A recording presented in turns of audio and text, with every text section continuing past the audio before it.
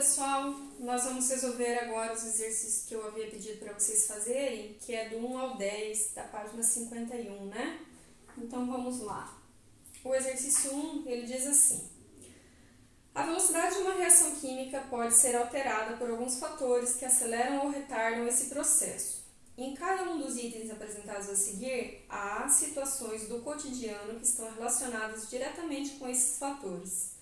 Indique o fator determinante para a análise da rapidez e explique como esse fator contribuiu para aumentar ou diminuir a velocidade da reação. Então, na letra A, ele mostra uma panela normal e uma panela de pressão. E aí ele diz: o cozimento dos alimentos em uma panela de pressão é mais rápido do que em uma panela comum. Que fator acelerou a velocidade dessa reação? Nesse caso aqui foi a temperatura, porque o aumento da temperatura, independente se a reação é endotérmica ou exotérmica, aumenta a velocidade da reação, né? Então, a justificativa é o quê? Na panela de pressão, você aumentou a pressão dentro da panela, então você aumentou a temperatura de ebulição. Se você aumentou a temperatura de ebulição, vai cozinhar mais rápido o alimento. Tranquilo? Na letra B diz assim: o carvão em brasa, quando abanado em uma churrasqueira, fica mais incandescente. O que faz isso aumentar a velocidade da reação? É a concentração, porque o que faz queima? Vocês lembram que uma reação de queima ou de combustão é a reação com o oxigênio para formar gás carbônico e água, né? Além de cinzas nesse caso aqui. Então, o que está aumentando aqui quando você abana? Aumenta a concentração do oxigênio, que é o comburente, é o que faz pegar fogo, né? É o oxigênio. Então, a concentração do oxigênio quando você abana, ela está aumentando. Então, é a concentração, tá bom? Letra C. Um pedaço de palha de aço em cima da pia enferruja mais rapidamente do que um prego, nas mesmas condições e com a mesma massa. Então, aqui a gente tem o prego, ele é ferro, a palha de aço é basicamente ferro, né? Ela é aço, mas é basicamente ferro. É uma liga, né? Que contém principalmente ferro. Então, por que a palha de aço enferruja mais rapidamente que o prego? Justamente porque a superfície de contato da palha de aço é muito maior. O prego, para você atingir o centro do prego, você vai ter que correr toda a superfície dele, depois passar para a próxima etapa, mais adiante, mais adentro, e vai ter que ir corroendo aos poucos. Já a palha de aço, ela não tem um centro que não esteja disponível para entrar em contato com a ferrugem, né? Então, a palha de aço tem uma superfície de contato maior, tranquilo? Então, é isso aí que está fazendo ela enferrujar mais rapidamente. Agora, vamos para o exercício 2. Duas reações químicas foram realizadas em condições diferentes de temperatura e de estado de agregação das substâncias, conforme descrito a seguir. Então, vamos lá. Reação 1. CO mais NO2, dando CO2 mais NO.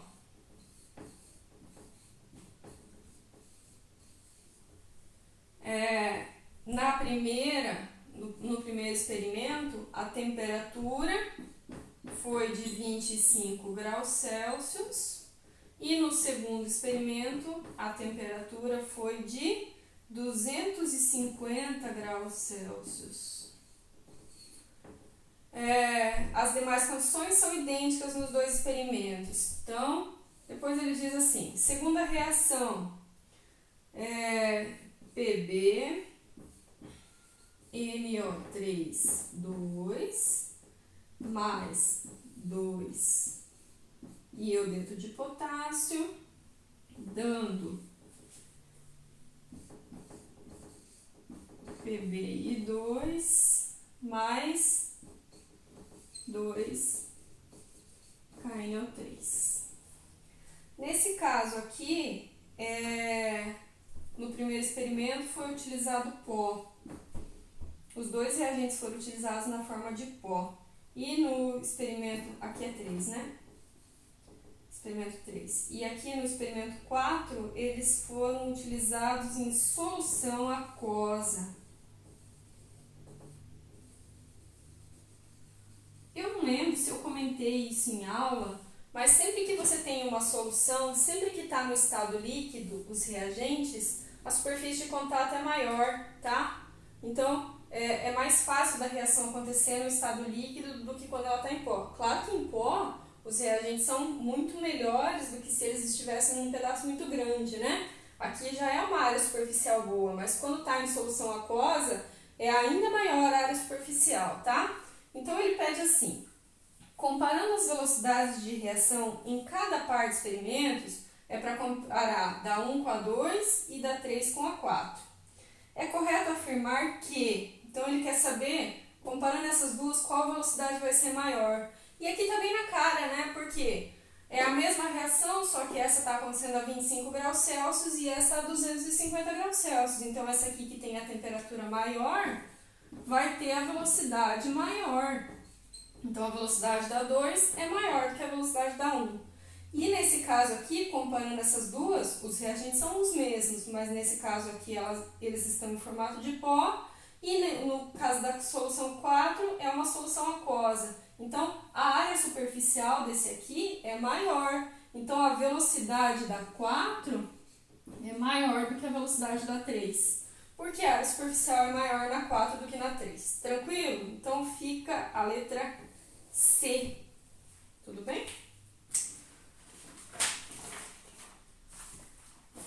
Exercício 3.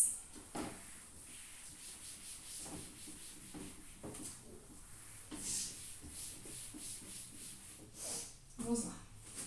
Em relação à influência da temperatura sobre a velocidade da reação, pode-se afirmar que, com o aumento da temperatura, letra A, maior a velocidade da reação, independentemente de ser a reação isotérmica ou endotérmica. É exatamente isso, né?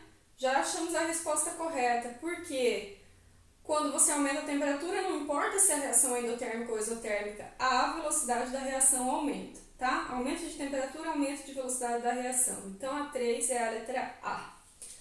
Agora, vamos para o 4. Exercício 4. Vou desenhar aqui mais ou menos, tá? Porque feito à mão sempre fica pior do que na apostila. Então, a gente tem uma aqui.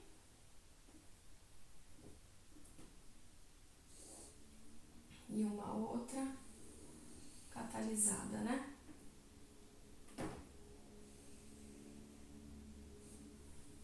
Beleza? Aqui é 20. Aqui é 80. Esse aqui é 120. E aqui é 240. Tudo isso aqui é em quilojoules.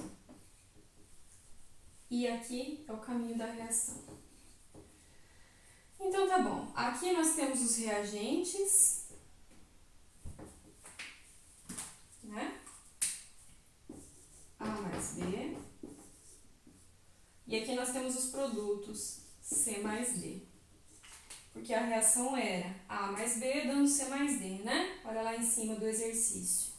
Então, aqui nós temos os reagentes, né? Então, essa aqui é a entalpia dos reagentes. E aqui a gente tem os produtos. Então, essa aqui é a entalpia dos produtos. Tá bom? Então, vamos ver agora as perguntas. Na letra A, ele pede assim: com os conhecimentos adquiridos sobre a cinética química, responda as questões. Letra A. Qual das duas curvas se refere à reação não catalisada? Justifique sua resposta. Então, aqui ele estava identificando que essa aqui era a curva 1, né?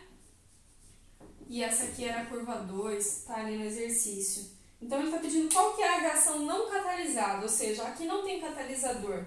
Aqui não tem catalisador, com certeza é a 2, né? Porque, ó, a energia de ativação, que é a energia para sair do começo e chegar lá no complexo ativado, que é o topo, é maior na 2 do que na 1. Justamente isso que o catalisador faz, né? Ele diminui a energia de ativação. Então, essa aqui é a reação com o catalisador. Ó, a energia para sair do começo e chegar aqui é menor do que a energia para sair do começo e chegar lá. Então, essa aqui foi a que foi colocada no catalisador. Então, a letra A, que pede a reação não catalisada, é a 2, pois apresenta maior energia de ativação, né?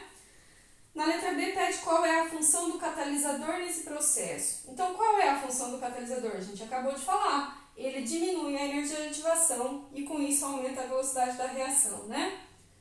Letra C. Determine a energia de ativação para a reação catalisada e não catalisada. Então, vou fazer a letra C aqui do lado. A reação catalisada é essa aqui. A energia de ativação é a energia para sair do começo e chegar lá no complexo ativado. Então, vou fazer primeiro para a reação catalisada. A energia de ativação é 120, que é do complexo ativado, menos 20, que é a entalpia dos reagentes. Então, 120 menos 20, então a energia de ativação vai dar 100 quilojoules, né? É a unidade lá do gráfico. E sem catalisador, não catalisada, a energia de ativação é quanto? É a energia para sair lá do começo, que é a 20, né? E chegar lá no topo. No caso da não catalisada, o topo é lá, né? 240. Então, é 240 menos 20. Então, aqui nesse caso, a energia de ativação é 220 quilojoules. Tá bom? Catalisada e não catalisada. Letra D. Determine a energia do complexo ativado com e sem catalisador. O complexo ativado, você não tem que calcular nada, você tem que simplesmente olhar, né? O complexo ativado é o topo. Com o catalisador, é essa aqui. O topo é o quê? 120. Então, o complexo ativado, nesse caso com o catalisador, é 120 quilojoules. E sem catalisador, qual que é o complexo ativado? É aquele lá em cima, né? Então, 240 quilojoules. Tá bom? Letra E. A variação de entalpia da reação catalisada é a mesma que para a reação não catalisada? A gente pode calcular, né? Vamos calcular? A variação da entalpia é o ΔH. Vocês lembram como é que calcula o ΔH? Letra E. ΔH é entalpia dos produtos menos a entalpia dos reagentes. Olha aqui, a entalpia dos produtos é 80, indiferente se a reação é catalisada ou não, né? Então, o ΔH é 80 menos a entalpia dos reagentes, que é 20, independente se a reação está catalisada ou não. Então, o ΔH sempre vai dar 60, não importa se a reação está catalisada ou não, tá? Então, sim, a variação da entalpia é a mesma para a reação catalisada e não catalisada. E na letra F, ele pede para calcular justamente isso aqui. Calcule a variação da entalpia para essa reação, tá? Então, essa aqui, na verdade, é a letra F. Nós só invertemos, tá bom? Vamos fazer a letra G agora. A letra G, ele pede se a reação é exotérmica ou endotérmica e justificar a resposta. Então, só olhar para o ΔH, né? ΔH deu positivo, reação endotérmica. ΔH negativo, reação exotérmica. Nesse caso aqui, na letra G, a reação é endotérmica, positiva, né? É daquele tipo que absorve energia, né? Tranquilo? Exercício 4. Agora vamos para o exercício 5. Exercício 5, eu não vou desenhar esse gráfico, eu peço que vocês peguem a apostila de vocês e olhem. Ele fala assim: uma das formas de representar mecanismos de reações químicas é apresentada no gráfico a seguir, que representa as várias etapas de uma reação. Então, é uma reação só que está acontecendo, mas em várias etapas, e para cada uma tem um complexo ativado, vocês estão vendo ali? Então, ele pede assim, de acordo com esse gráfico, letra A, o uso de um catalisador aumentará a energia liberada pela reação?